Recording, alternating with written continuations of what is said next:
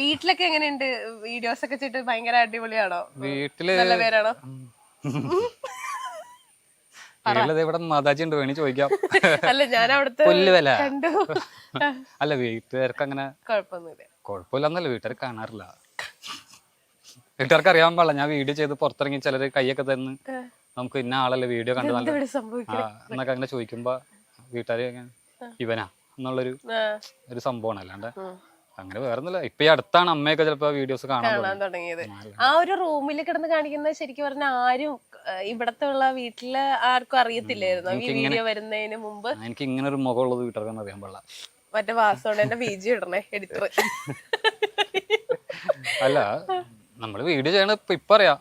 കുറച്ചാളായിട്ട് പണ്ടൊന്നും അങ്ങനെ അറിയാൻ പാടില്ലായിരുന്നു വീഡിയോ കാര്യം. പുറത്തൊക്കെ ഇച്ചിരി ഗൗരവം, മുഖം കലിപ്പൻ എന്ന് വെച്ചാൽ അങ്ങനെ അധികാരോട് സംസാരിക്കില്ല. കൂട്ടുകാരന്മാരോടൊക്കെ ഭയങ്കര ഇതൊക്കെ ആയിരുന്നു. അപ്പൊ പെങ്ങളുടെ ഓഫീസിലാണ് ആദ്യം പൊട്ടി പാളീസാവണത്. ഞാൻ എനിക്ക് അവിടെ ക്യാബ് സർവീസ് ഉണ്ടായിരുന്നു. അപ്പൊ അവിടെ വണ്ടി ഓടിക്കാൻ ചെല്ലുമ്പോഴായാലും എല്ലാവരും എന്നെ ചേട്ടൻ, പെങ്ങൾ അവിടെ വർക്ക് ചെയ്യണോണ്ട് ആ ഒരു ബഹുമാനവും. അപ്പൊ നമുക്ക് എവിടെയെങ്കിലും പോകണ്ടെങ്കിൽ എൻ്റെ അടുത്ത് പെൺപിള്ളേരായിരിക്കും കൂടുതൽ വണ്ടിയിൽ. അപ്പൊ അവരൊക്കെയും എവിടെയെങ്കിലും പോകണം എന്നൊക്കെ പറയണത് എൻ്റെ അടുത്ത് അനുവാദം ചോദിക്കും. അത് അവിടെ നിർത്താമോ എന്നൊക്കെ ഒരു പേടിയുള്ളല്ലോ. അത് നമുക്കറിയാം.